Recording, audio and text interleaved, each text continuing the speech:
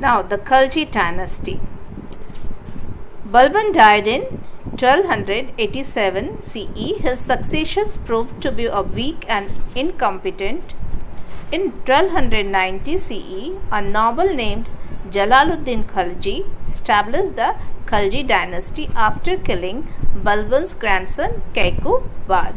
अब ये जो है स्लेव डायनेस्टी या जिसको हम लोग ममलूक डायनेस्टी भी बोलते हैं, उनके बाद उनके धीरे धीरे वीक होने के बाद, कमज़ोर पड़ने के बाद खलजी डायनेस्टी की नींव पड़ी। और वो भी कैसे पड़ी कि बलबन के मरने के बाद जो उनके सक्सेसर हुए वो वीक और इनकम्पिटेंट हो गए और वो अपने जो किंगडम को, वो अपने एम्पायर को संभालने में बिल्कुल सक्षम नहीं थे। तो उन्हीं में से, उनके नॉवल में से एक जलालुद्दीन खलजी नाम का नॉवल था। उन्होंने बलबन के ग्रैंडसन कैकुबाद की हत्या कर खलजी डायनेस्टी की नींव डाली। अब ये जो जलालुद्दीन खलजी है वो था इसका फाउंडर ऑफ खलजी डायनेस्टी। अब इन्होंने कितने से कितने पीरियड तक रूल किया? 1290 to 1296। The founder of the Khalji dynasty, Jalaluddin Khalji, suppressed the revolts of the Balban successor and overcame the external threat of the Mongols। इसने क्या दबाया? बलबन के जो सक्सेसर थे उनके जो रिवॉल्ट से विद्रोह है उनको दबाया। साथ ही उसने जो मंगोल्स, एक्सटर्नल मंगोल्स जो आक्रमण होते थे उससे भी अपने आप को बाहर, अपने किंगडम को बाहर निकाला। Understood? Now his brief rule over a period of 6 years was based on willing support of people in the process of governance and tolerance towards religious communities. Means इसकी ये जो 6 साल का जो पीरियड था वो ज़्यादा से ज़्यादा कोशिश की कि अपने गवर्नेंस के थ्रू पीपल का। Now the next ruler was Alauddin Khilji. Alauddin Khilji he ruled over India 1296 to 1316 CE।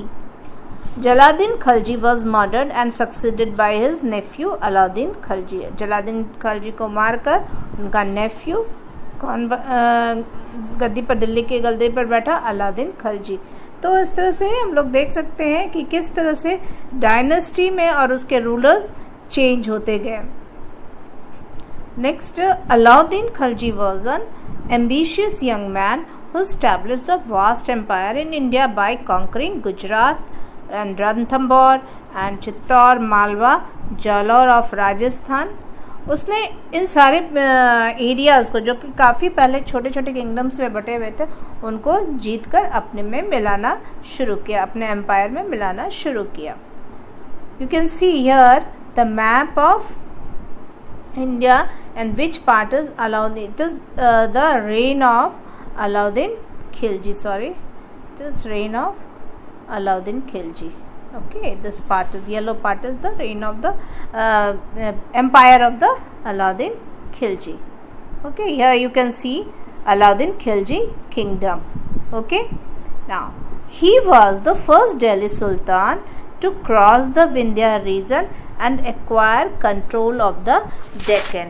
अब ये जो था, जो अलाउद्दीन खलजी थे, वो सबसे फर्स्ट जो रूलर थे, दिल्ली सुल्तान थे, फर्स्ट दिल्ली सुल्तान। जैसे हमने पढ़ा था कि पहली महिला जो किंग थी, सुल्तान थी, वो कौन थी?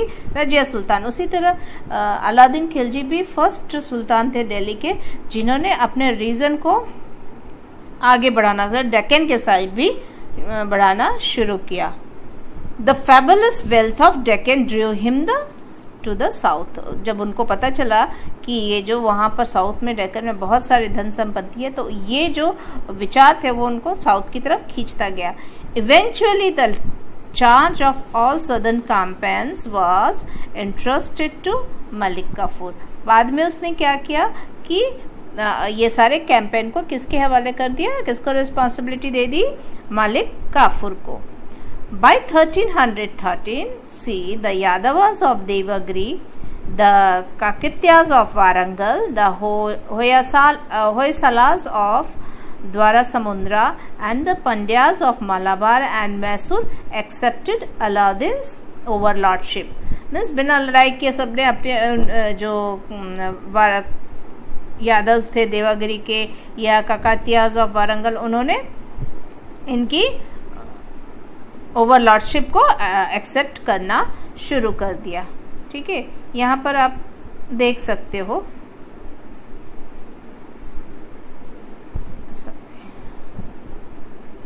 In this map here Devagiri Deccan side में जो देवागिरी है, इनके रूलर्स ने एक्सेप्ट कर लिया उनकी ओवरलॉर्डशिप को. काकतियाज ने थे, होयसालास थे, इन्होंने इनकी जो किंगडम है ओवरलॉर्डशिप उसको एक्सेप्ट कर लिया था. ठीक है, हियर इज अलाई दरवाजा in the Qutub complex. You can see here the Ghayasuddin Tughlaq built the famous Tughlaq fort at Delhi. अब ये देखो, दिल्ली सल्तनत में खलजी डायनेस्टी के हमने 2 रूलर्स के बारे में पढ़ा. अब उसके बाद नेक्स्ट डायनेस्टी आती है तुगलक डायनेस्टी, और उसके फाउंडर, आपको सबके फाउंडर याद रखना है. स्लेव डायनेस्टी का फाउंडर कौन था? स्लेव डायनेस्टी का फाउंडर कुतुबुद्दीन ऐबक. फिर खलजी डायनेस्टी के फाउंडर जलालुद्दीन खलजी. अब now the Tughlaq dynasty. You can C Tughlaq dynasty. Sorry, Alauddin Khilji death in 1360 CE was followed by the period of political unrest. The last Khalji ruler Khusro Khan was killed by Ghayasuddin Tughlaq, who founded the Tughlaq dynasty in 1320 CE. तो गयासुद्दीन तुगलक के जो rain period था 1320 to 1324. Alauddin Khilji के मरने के बाद there was the period of political unrest. बहुत उथल पथल थी. The last Khalji ruler was, जो लास्ट खलजी रूलर थे वो खुसरो खान. यहाँ पर हम उसके बारे में नहीं पढ़ रहे हैं. ठीक है, जो मेन है रूलर्स उनको हम रीड कर रहे हैं. Was killed by Ghiyasuddin Tughlaq. वो किसके द्वारा मारा गया? Ghiyasuddin Tughlaq, who founded the Tughlaq dynasty in 1320 CE. तो Ghiyasuddin Tughlaq was the founder of Tughlaq dynasty. Which dynasty? Tughlaq dynasty. Ghayasuddin Tughlaq, who founded the Tughlaq dynasty in which year? 1320 CE. An able statesman and administrator, he advocated a policy of tolerance instead of harsh punishment. अब ये जो थे एक able statement थे, बहुत अच्छे administrator थे, बहुत अच्छे, मतलब वो जो उनकी पॉलिसी थी वो टॉलरेंस की थी इंस्टेड ऑफ हार्श पनिशमेंट. बहुत हार्श पनिशमेंट, बहुत कड़ा पनिशमेंट से अच्छा कैसे करना, टॉलरेट के साथ एक दूसरे को टॉलरेंस करके मतलब एडवोकेट करते थे, वो समर्थन करते थे उसको. ही कैरिड आउट, सॉरी,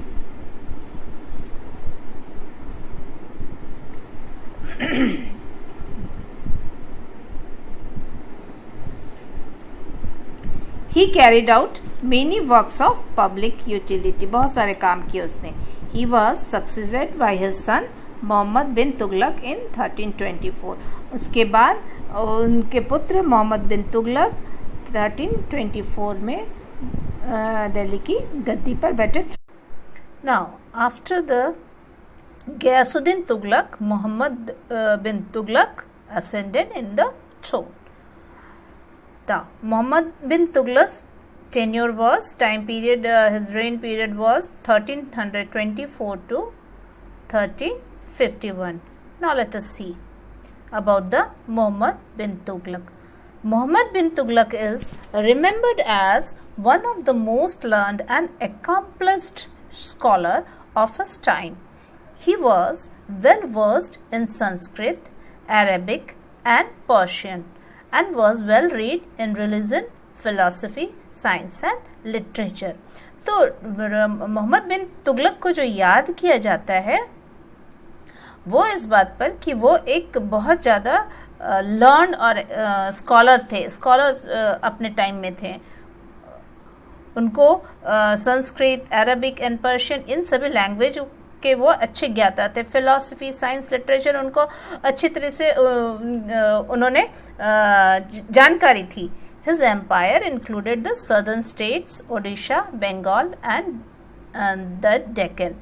उनका जो एम्पायर था उसमें सदर्न स्टेट्स भी इंक्लूड थे, उड़ीसा और बंगाल एंड डेक्कन के कुछ पार्ट्स भी थे।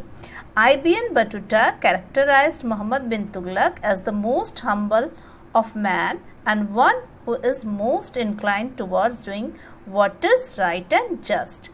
IBN Battuta, the Moroccan traveler, he wrote in his travelogue about the Muhammad bin Tughlaq that he was the most humble man. बहुत ही एक सज्जन पुरुष थे एंड क्या लोगों के लिए सही है, राइट और जस्ट न्याय संगत है, उस बात पर वो ज़्यादा ध्यान देते थे।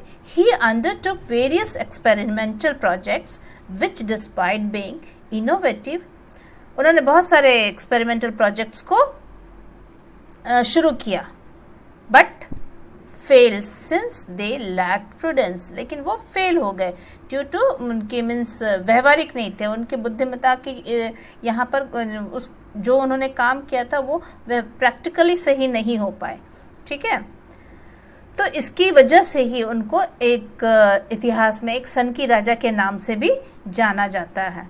तो यहाँ पर हम comparative study of Alauddin Khilji और मोहम्मद बिन तुगलक पढ़ेंगे कि उन्होंने अपने रेन में क्या क्या चेंजेस की, एडमिनिस्ट्रेशन उनकी कैसे चलती थी, ये दोनों बातें हम इस कंपैरिजन में पढ़ेंगे। पहले हम लोग अलाउद्दीन खिलजी के बारे में देख लेंगे, देन आफ्टर मोहम्मद बिन तुगलक। तो now let us see Alauddin Khilji. Who was Alauddin Khilji? उनका सबसे पहले उन्होंने एडमिनिस्ट्रेशन अपना रेन जो रूल किया वो क्या किया था? सबसे पहले attack of the Mongols. Alauddin Khilji raised a large standing army to ward off the Mongol attacks that increased during his reign. Mongol army से अपने आप को मतलब सेव करने के लिए उन्होंने एक लार्ज स्टैंडिंग आर्मी को बना रखा था, तैयार किया था। Garrison town. A new garrison town named Siri was constructed for his soldiers. और उन्होंने अलाउद्दीन खिलजी ने अपनी रूल जो वो तो एक बहुत एम्बिशियस शासक था और ज़्यादा से ज़्यादा उन्होंने अपने एम्पायर को एक्सपेंड करने में ध्यान दिया। तो उसमें जो उन्होंने सबसे पहले जो ध्यान वाली बात जो उन्होंने दी थी वो क्या थी? सोल्जर्स के लिए एक अलग सिटी टाउन बनाना। हाँ, उसका नाम क्या दिया था? शिरी। Revenue system. अब उनकी रेवेन्यू सिस्टम क्या थी? Alauddin ensured the flow of adequate revenue to meet the cost of maintaining a large army and to facilitate administration of a vast empire. Land was measured and the share of the state was fixed at 50% of the produce. अब इसमें क्या किया जाता? उनका revenue system था क्योंकि उनके soldiers को जो पेमेंट होती थी, सैलरी दी जाती थी, इसी रेवेन्यू के थ्रू, टैक्स के थ्रू जो आता था इनकम, उसके थ्रू दिया जाता था। तो उसने एक अपने एडमिनिस्ट्रेशन में से जो स्टेट का शेयर है वो फिक्स्ड किया। कितने फिक्स्ड किया? 50% ऑफ द प्रोड्यूस। जो कोई भी लैंड में जो भी प्रोड्यूस होगा उसका 50% किसको दिया जाएगा? स्टेट को देना पड़ेगा, किसानों को। ठीक है। Payment of to the soldiers. अब payment Alauddin Khilji paid his soldiers in cash. उन्होंने जो भी सोल्जर्स को वो पेड करते थे वो कैश में करते थे। Market policy. अब उनकी मार्केट पॉलिसी क्या थी? Aladdin controlled the prices of necessary goods for the benefit of the public. उसने जो गुड्स के प्राइसेस हमेशा कंट्रोल में रखा। ये नहीं कि एकदम अचानक से कोई चीज़ दाम बढ़ जाए और मार्केट में बहुत सारे पैसे फ्लो होने लगे। उन सारी चीज़ें, एडमिनिस्ट्रेशन इसी तरह से चलता है। ठीक है। तो he set up 3 markets in Delhi. Delhi में उन्होंने 3 तरह के मार्केट सेटअप किए। 1 for food grains, second for cloth and the third for the horses, slaves and cattle. ये जो मार्केट पॉलिसी थी किसने अडॉप्ट किया था? अलाउद्दीन खिलजी ने। The prices of essential items were fixed at low rate. जो एसेंशियल थी, जैसे हमारे में किसको हम बोलते हैं? रोटी को, कपड़ा, मकान, ये हमारा बेसिक चीज़ है। तो रोटी जो है, खाने की वस्तु जो है, वो हम बोलेंगे वो हमारे, उसके बिना हम जी नहीं सकते ना। तो यहाँ भी वैसे ही था कि उस समय प्राइसेस ऑफ एसेंशियल आइटम, जिनके बिना बहुत ज़रूरी है जो सामान, उनके रेट को फिक्स्ड रखा जाता था। ये नहीं कि आज टमाटर के दाम, टमाटर की खेती या फसल कम हुए तो उसके दाम बहुत बढ़ गए, प्याज का फसल बर्बाद हुआ तो उसके दाम बहुत बढ़ गए। तो ऐसा नहीं होता था। उसमें क्या किया जाता था कि उनकी मार्केट पॉलिसी में क्या थी कि जो एसेंशियल आइटम्स हैं उनके प्राइस को फिक्स्ड रखा जाता था। फिर उन्होंने क्या चलाया, weights and measures were effectively standardised. जो उन्होंने वेट्स और मेजर्स जो थे वो सारे जगहों में एक सा होना जरूर है, स्टैंडर्डाइज्ड किया। ठीक है, वेट्स वजन जो नाप तौल के लिए जो हम बोलते हैं ना, वो। State warehouse were set up. अब state warehouse set up, there these were stocked with food grains which were released whenever there was a famine or shortage। साथ ही साथ उसने क्या किया, स्टेट वेयर हाउस बनाया। वहाँ पर जब भी सरप्लस जो अनाज हो जाते थे या ग्रेन्स होते थे, अदर्स जैसे पोटैटो है या कुछ ऐसे जो हमें लॉन्ग टाइम के लिए हम उसको सेव कर सकते हैं, तो उन सभी चीज़ों को स्टोर करने के लिए एक स्टेट वेयर हाउस बनाया गया, सेटअप किया उन्होंने।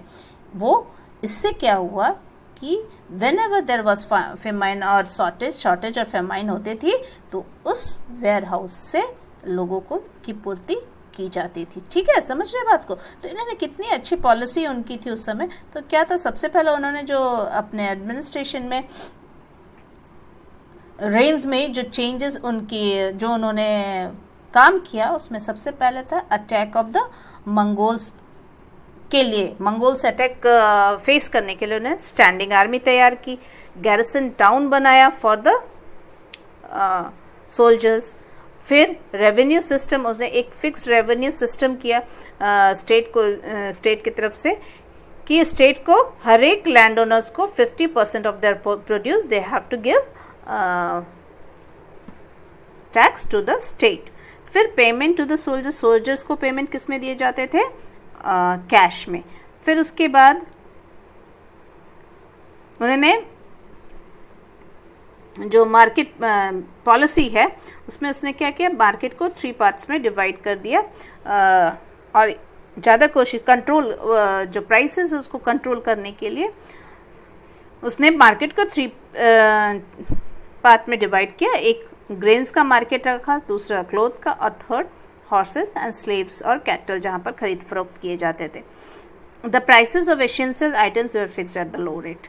जो फिक्स्ड प्राइस होती थी एसेंशियल आइटम्स की, हमेशा फिक्स्ड प्राइस ही रखी गई।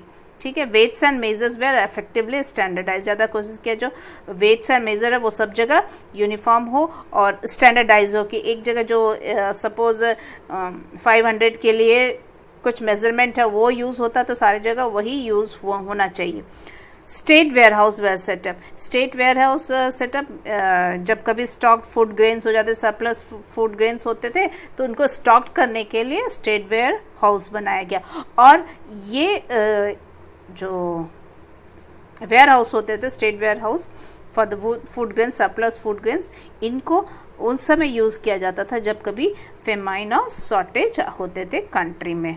ठीक है, now come to the Mohammad bin Tughlaq reign, what he did।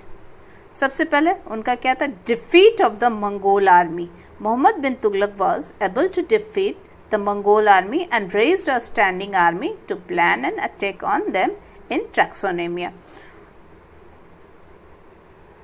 उसने भी सेम अलादन खिलजी की तरह स्टैंडिंग आर्मी और मंगोल से डिफीट करने के लिए अपना प्लान बनाता रहता था आर्मी के साथ। स्टैंडिंग आर्मी उसने भी तैयार रखी थी। दिल्ली एक Kuhna, the residents of the oldest city of Delhi were made to leave and the soldiers occupied it. यहाँ पर दिल्ली या कुन्हा रेसिडेंट्स जो थे ओल्डेस्ट सिटी में दिल्ली के, उनको छोड़ने के लिए उसने कहा। और वहाँ पर किसके प्लेस बना दिया सोल्जर्स के लिए, सब सोल्जर्स ऑक्युपाइड इट, मीन्स जो गैरिसन टाउन अलाउद्दीन खिलजी ने अलग से बनाया, यहाँ पर मोहम्मद बिन तुगलक ने जो रेसिडेंट्स हैं उनको खाली करके सोल्जर्स के लिए ऑक्युपाई किया। ठीक है, यहाँ पर फर्क दिख रहा है ना। फिर रेजिंग टैक्सेस इन दोआब रीजन, अब इसने अलाउद्दीन खिलजी के रेंज में 50% थी कि जो भी प्रोड्यूस होगा 50% टैक्स के रूप में स्टेट को दिया जाएगा। लेकिन यहाँ पर इसने क्या किया, Mohammad bin Tughlaq increase the land tax in Ganga Yamuna Doab, जो बहुत उपजाऊ और फर्टाइल लैंड थी ना, उसमें वहाँ पर उसने टैक्स को इंक्रीज कर दिया अपने एक्सपेंसेस को पूरा करने के लिए। At this time the region was suffering from a famine, the peasants of the region rose in protest and situation went out of control. और जब उसने टैक्स बढ़ा दिया उस समय जो स्टेट में क्या हुआ था, उस रीजन में बहुत जोर की फेमाइन मीन्स अकाल पड़ी थी, तो उनकी इस टैक्स इंक्रीज से पीजेंट्स जो थे, किसान थे, वो काफ़ी मीन्स प्रोटेस्ट पर उतर आए, उनको वो पसंद नहीं था और वो उनके प्रोटेस्ट में आ गया, जिसके कारण सिचुएशन काफ़ी एक्सेप्ट नहीं था किसानों का उनका ये टैक्स रेज करना, जिसके कारण किसान प्रोटेस्ट में उतर आए और सिचुएशन काफ़ी आउट ऑफ कंट्रोल हो गया। पेमेंट टू द सोल्जर्स, जिस तरह से सोल्जर्स को पेमेंट कैश में दिया जाता था, उसी तरह मोहम्मद बिन तुगलक ने भी कैश में इन अलाउद्दीन खिलजी कैश में पेमेंट करते थे सोल्जर, उसी तरह मोहम्मद बिन तुगलक भी सोल्जर्स को कैश में पेमेंट करते थे। अब यहाँ पर एक और बहुत महत्वपूर्ण बात है जो इम्पॉर्टेंट है, issuing of token currency. Muhammad bin Tughlaq issued bronze and copper token currency to overcome the financial crisis. This crisis was the drain on the royal treasury as a result of his schemes. The coins had the same value as the gold and silver coins known as tanka. The forgery of new coins forced the Sultan to withdraw all the token currency from the market. इसने क्या किया था कि एक token currency system, अपने जो financial crisis को दूर करने के लिए ब्रॉन्ज और कॉपर की टोकन करेंसी इशू की। अब ये जो करेंसी थी वो उसकी वैल्यू गोल्ड और सिल्वर कॉइन के जैसा ही रखा गया। अब लोगों ने क्या करना शुरू किया, अब वो स्टोर करने लगे गोल्ड और सिल्वर कॉइन को, और बाज़ार में ये जो ब्रॉन्ज और कॉपर के जो करेंसी थे वो बहुत ज़्यादा नकली भी आने लगे। लोग अपने अपने घर में इसको उसकी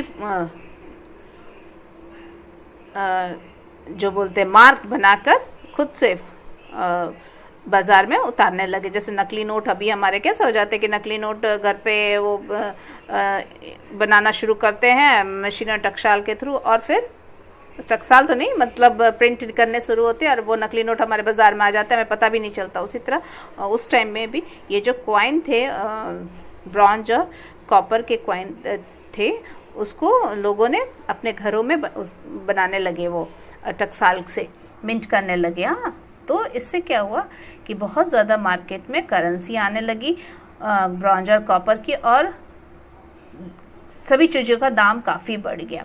अब इस दाम के बढ़ने से क्या हुआ कि मार्केट में सभी चीज़ों का दाम बढ़ने से स्थिति बहुत ख़राब हो गई। तो इस तरह से उन्हें फिर पॉलिसी में फिर उन्होंने क्या चेंजेस किया, फिर उसने बताया कि ये अब धीरे धीरे उनके ये जो करेंसी है उनको वापस करे, और इसके बदले में उसने क्या किया कि लोगों को बोला कि ये करेंसी वापस करेंगे तो उन्हें कुछ अमाउंट गोल्ड एंड सिल्वर के कॉइन्स मिलेंगे, और इस तरह से उनकी ट्रेजरी भी धीरे धीरे खाली होती गई। तो ये जो पॉलिसी उन्होंने अडॉप्ट की थी टोकन करेंसी की, वो फेल हो गया। ठीक है, फिर नेक्स्ट है शिफ्टिंग ऑफ कैपिटल। अब shifting of capital, soon after his accession to the throne, Tughlaq transferred the capital with his court and official as well as the entire population from Delhi to Devagiri, जिसको दौलताबाद भी कहते हैं, the Deccan. The Sultan believed that the central location of Devagiri would enable him to exercise control throughout the country and protect the Sultanate from continuous Mongol attacks. Extensive arrangements were made for the journey, but many people did not survive the long and difficult journey to Devagiri. The operation was a total failure. अब इसकी एक और decision इन्होंने ली थी, shifting capital जो दिल्ली था capital को, वो उन्होंने कहाँ शिफ्ट कर दिया, दौलताबाद, देवगिरी। और उसके पीछे क्या था, वो क्यों उसको देवगिरी को कैपिटल बनाना चाहते थे, वो चाहते इसलिए कि वो सेंट्रल पार्ट ऑफ इंडिया था और उससे he can control through out the country, ऐसा उसके वो सोचता था। लेकिन जब उसने शिफ्ट करना शुरू किया तो रास्ते में बहुत सारे लोग सरवाइव नहीं कर पाए because of difficult journey of Devagiri, बहुत लोगों की मृत्यु हुई। तो ये जो ऑपरेशन इनका था शिफ्टिंग ऑफ कैपिटल, वो भी फेल हो गया। धीरे अगले कुछ वर्षों के बाद फिर उनको वापस दिल्ली अपना कैपिटल बनाना पड़ा। तो इस तरह से कुछ ऐसे डिसीजंस मोहम्मद बिन तुगलक ने लिए जो कि सही साबित नहीं हुए, व्यवहारिक साबित नहीं हुए, प्रैक्टिकली वो सही नहीं हो पाए, जिसके कारण उनको इतिहास में एक सन की राजा के नाम से जाना जाता है। ठीक है, next ruler was Firoz Shah Tughlaq. He was succeeded his cousin Muhammad bin Tughlaq, learned his lessons well. He aimed at consolidating his empire and hence took a number of measures aimed at reforming the administration. तो फिरोज शाह तुगलक का जो rain period था वो था 1351 से 1388 से, और इसने फिरोज शाह तुगलक अपने कजिन मोहम्मद बिन तुगलक से बहुत सारे लेसन्स उसने लिए। अब उसके सबसे मेन जो इम्पॉर्टेंट थीम जो विचार थे वो थे कंसोलिडेटिंग हिज एम्पायर, अपने एम्पायर को कंसोलिडेट, इधर उधर बिखरे हुए पड़े थे उनको सारे को एक इकट्ठा करना। And hence took a number of measures aimed at reforming the administration, और बहुत सारे एडमिनिस्ट्रेशन के रिफॉर्मिंग या सुधार के बहुत सारे काम किए गए। He undertook many humanitarian measures such as banning inhuman punishments, setting up hospitals for the poor and so on। बहुत सारे ह्यूमैनिटेरियन मेजर्स के काम उसने किए। उसने सबसे पहले क्या, इनह्यूमन पनिशमेंट, जो स्लेव के साथ बहुत दयनीयता पूर्वक जो व्यवहार होता था, तो उस पर बैन लगाया। उसने कई हॉस्पिटल्स सेटअप किए पुअर के लिए, पुअर लोगों के लिए। इस तरह से बहुत सारे ह्यूमैनिटेरियन बेस पर, इंसानियत के बेस पर उन्होंने अच्छे काम किए। Firoz Shah Tughlaq introduce significant modification in tax structure. उसने टैक्स स्ट्रक्चर में भी कुछ चेंजेस, मॉडिफिकेशन लेकर आए। Firoz Shah founded the city of Firozabad और फिरोज शाह कोटला इन दिल्ली। आप सुनते होंगे क्रिकेट स्टेडियम भी उनके नाम से है, फिरोज शाह कोटला मैदान, यहाँ पर क्रिकेट खेला जाता है। ठीक है, तो उन्होंने फिरोजाबाद सिटी का फाउंडर माना जाता है। His death in 1388 was followed by a series of rebellions which hastened the end of the Tughlaq rule। लेकिन उसके बाद जो उनके थ्रोन में आते गए उनको बहुत सारे विद्रोह का सामना करना पड़ा, एंड जिस तरह से बहुत जल्दी ही ये जो तुगलक रूल है वो ख़त्म हो गया। ठीक है, you can see here the ruins at Firoz Shah Kotla. ये एक प्लेस है, उनका महल है। ठीक है, उन्होंने बनाया था at Firozabad.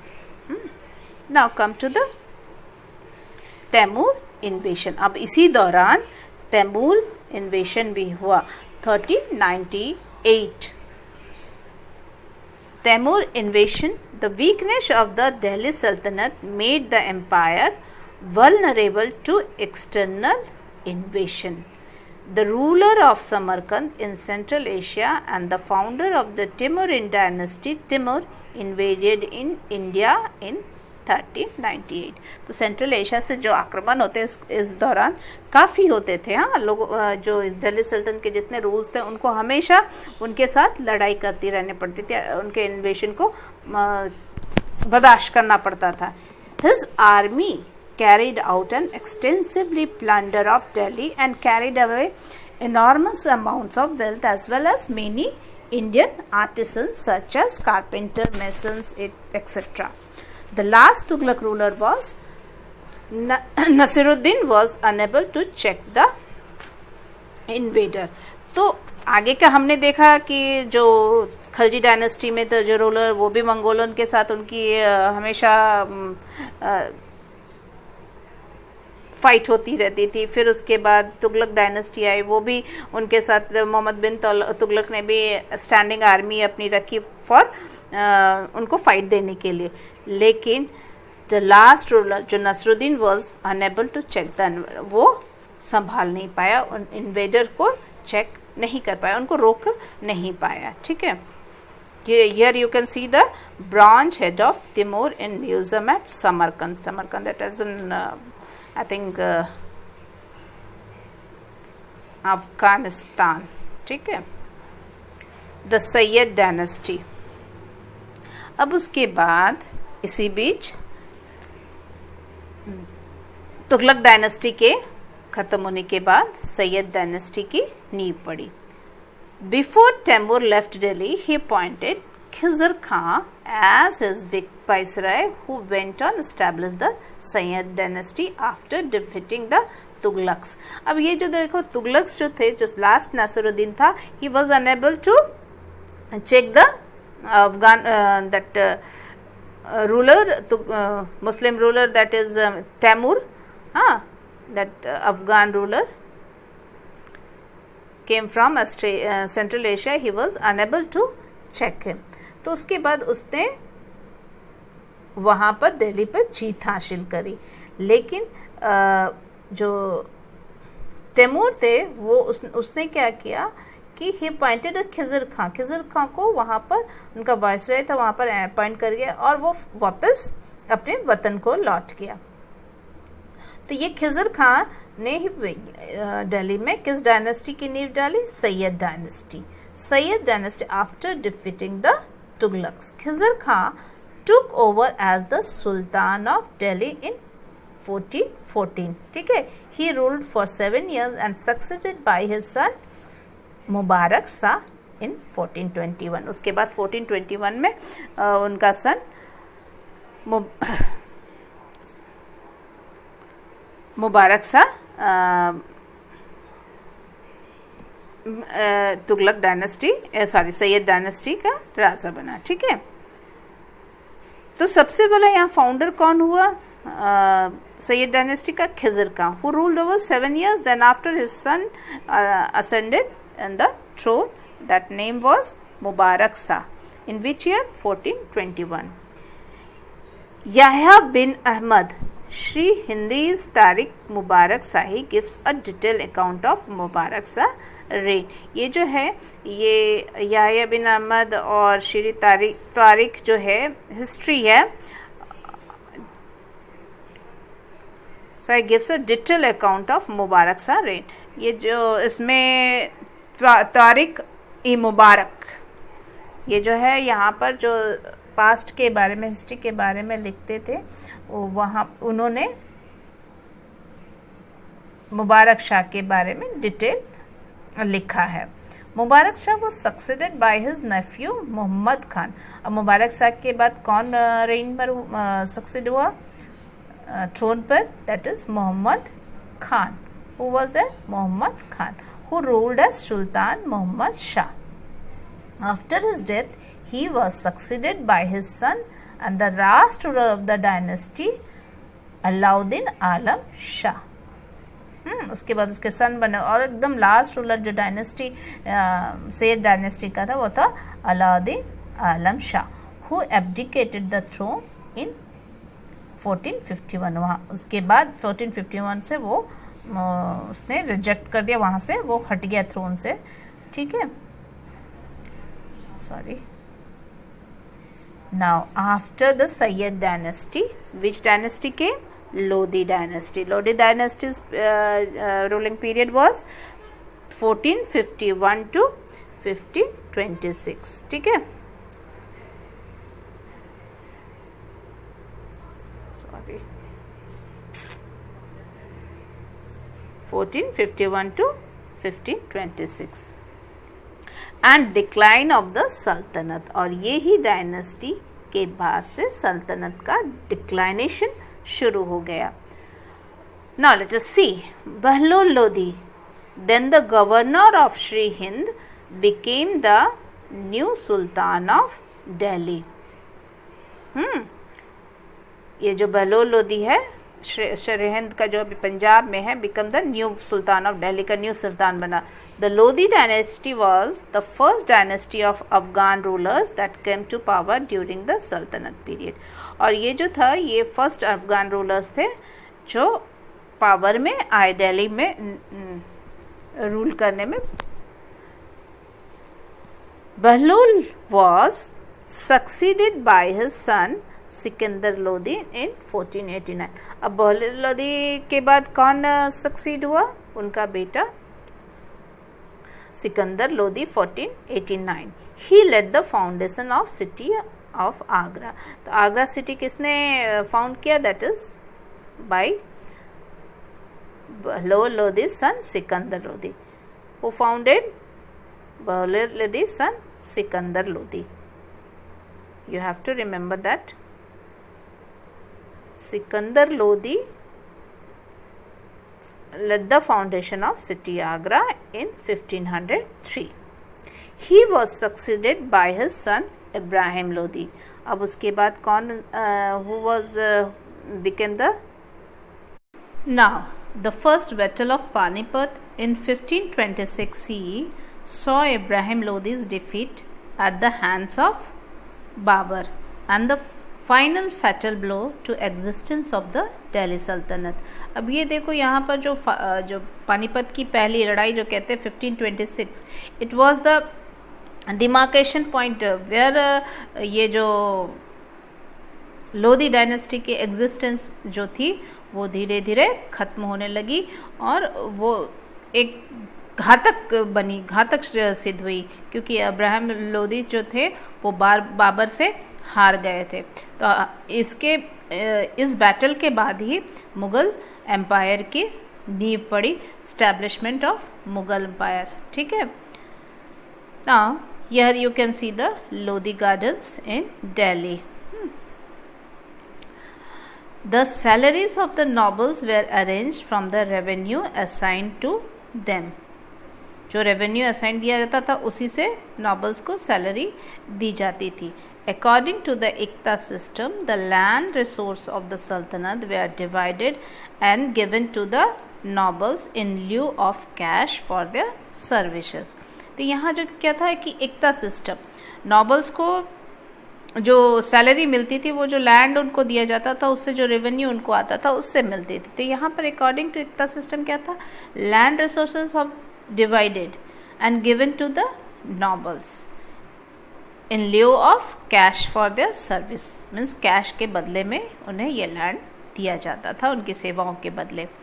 इक्तादार्स, who were iqtadars? Iqtadars collected taxes from the farmers, उसको इक्तादार्स कहते थे। तो लैंड जो यहाँ पर है वो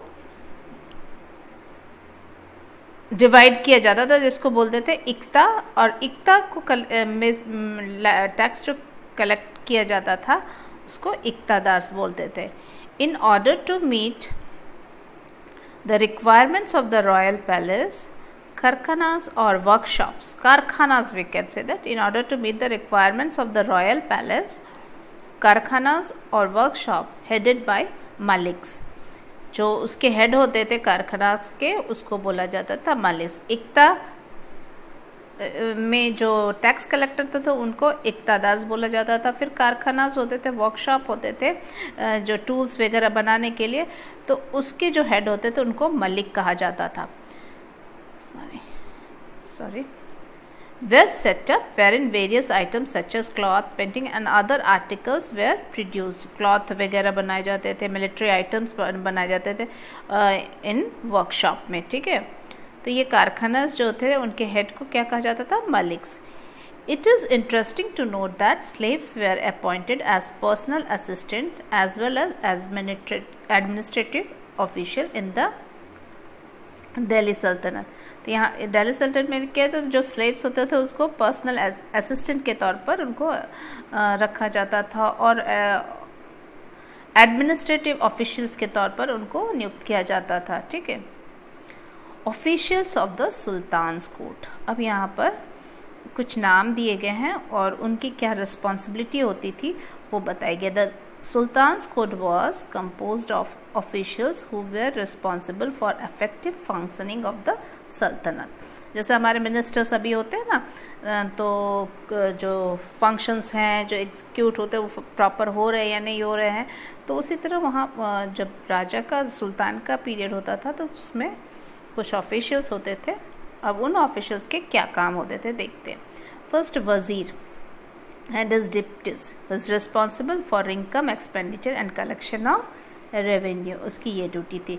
फिर अरीज ए ममालिक along with his deputies, मतलब उनके जो deputies मतलब उनके नीचे जो होते थे वो भी साथ में होते थे। उनका काम क्या था? looked after the employment of soldiers, their training and equipment। ये सारी चीज़ें किन के अंदर में आती थी, जिम्मेदारी आती थी? अरीज ममालिक, उसको क्या बोलते थे? अरीज ममालिक। और वज़ीर जो होता था वो क्या होता था? Responsible for income and expenditure and collection of revenue.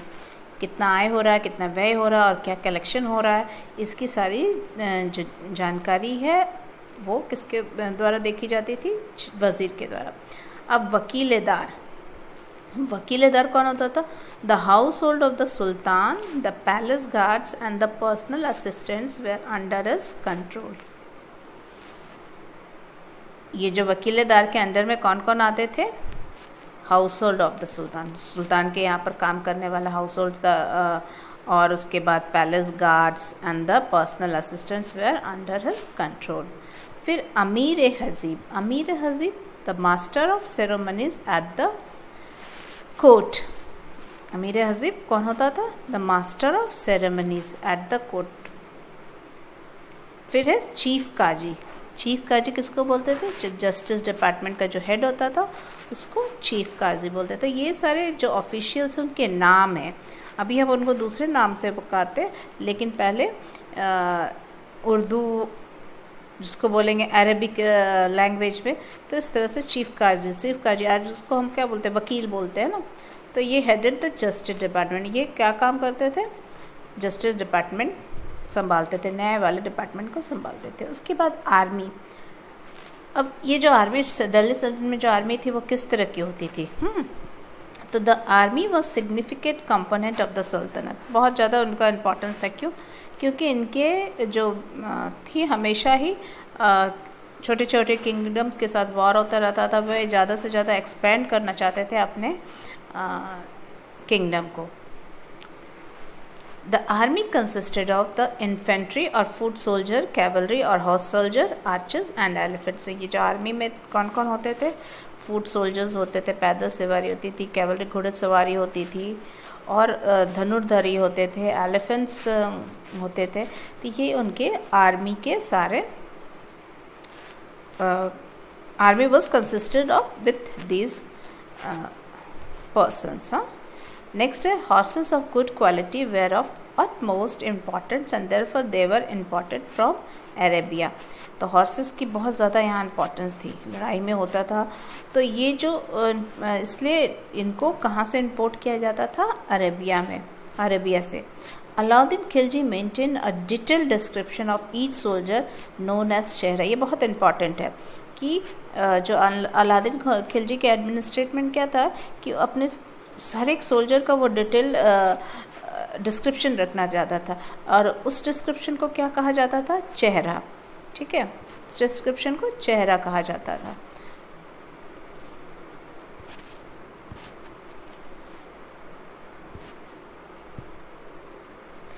And branded each horse in his army known as dagh. और फिर हर एक हॉर्स, जो हॉर्स होते थे आर्मी, आगे मैंने बताया कि हॉर्सेस का काफ़ी इंपॉर्टेंस था और इससे अरेबिया से मंगाया जाता था। तो हर एक हॉर्स को मीन्स ब्रांडेड करने के लिए उनमें धाग लगाया जाता था, ब्रांड किया जाता था, ठीक है, चिन्ह लगाए जाते थे, मार्क लगाए जाते थे, जिससे लोग देख के पहचान सके कि वो रॉयल हॉर्स है। Land revenue was collected in cash during his red, hence soldiers were also paid in cash. जो लैंड रेवेन्यू कलेक्ट किए जाते थे ये गुड्स में नहीं होते थे, वो कैश में हो जाते थे। हाँ, जो रेवेन्यू है वो पेड की जाती थी, उस समय ली जाती थी, कलेक्ट की जाती थी in cash. Economic and social life. Now come to the economic और सोशल लाइफ। दिल्ली सुल्तान में ये जो 300 ईयर्स रेन में उनकी इकोनॉमिक एंड सोशल लाइफ कैसी थी। The sultan depended on regular income from the land in order to pay the officials, maintain the army and construct buildings. Various kinds of taxes such as kharaj or land tax and house tax were used to extract revenue. जो सुल्तान को regular income किससे मिलता था? इस land से, और इस income को वो किसको पे करते थे? अपने ऑफिशियल्स को पे करते थे, आर्मी को पे करते थे और बिल्डिंग बनाने में यूज़ करते थे। तो बहुत सारे टैक्सेस लगे हुए थे उस टाइम। वो कौन कौन से टैक्सेस थे? खराज थे, लैंड, जिसको लैंड टैक्स है कहा जाता है, हाउस टैक्स है। तो ये सारे टैक्सेस होती थी उस समय। All the administrative post in the Sultanat were reserved for nobles who constituted the ruling class in society. जो नॉबल्स में जो पोस्ट होती थी, वो जो रूलिंग क्लास होती थी सोसाइटी की, उसी को दिया जाता था। The distinction of the caste system permitted to all religions, मतलब सब टॉलरेंस थी, हर एक रिलीजन को परमिशन था, उनको परमिटेड, अलाउड थे, ठीक है। Slaves were bought and sold in huge numbers in the market. बहुत सारे स्लेव्स लाए जाते थे और फिर उसको बेचे जाते थे। The peasants live in condition of abject poverty. They were subjected to oppression from revenue official and their demands for heavy taxes. जो peasants की थी जो स्थिति थी, वो उसमें क्या होता था, उनको एक रेवेन्यू का एक ज़रिया बना लिया था। And there demands for heavy taxes, और उससे हमेशा हैवी टैक्सेस के लिए डिमांड की जाती थी। Now administration division of the सल्तनत। सल्तनत के जो एडमिनिस्ट्रेशन डिवीज़न थे वो कैसे होते थे? डिवीज़न देखो, जो पूरा एम्पायर है उसको डिवाइड किया जाता था सूबाज में, ठीक है, सूबाज में। और सूबा का हेड कौन होता था? मुफ्ती। फिर सूबा इज डिवाइडेड इनटू 6 एंड उनके हेड को कहा जाता था सिकदर। फिर Sikdar 6 is divided into several villages, जिसमें बहुत सारे विलेजेस होते थे, उसको कहा जाता था परगनाज, और उसको हेड को कहा जाता था amil, headed by amil. Now several villages is divided into one village, that is, और उस विलेज में कौन होते थे? लैंड ओनर्स, जिनको क्या कहा जाता था? खुद्स एंड मुकादम्स। और जो विलेज के लैंड वगैरह जो मेंटेन होते थे, उनको जो नापने का काम वो कौन करता था? पटवारी। तो इस तरह से जो एडमिनिस्ट्रेशन है वो चलाया जाता था दिल्ली सल्तनत में। Now our chapter is over. If any difficulty, you may ask the question through WhatsApp or through phone, and we in online session we can solve also your doubt. Okay, read the chapter carefully and write. In the next video I am going to explain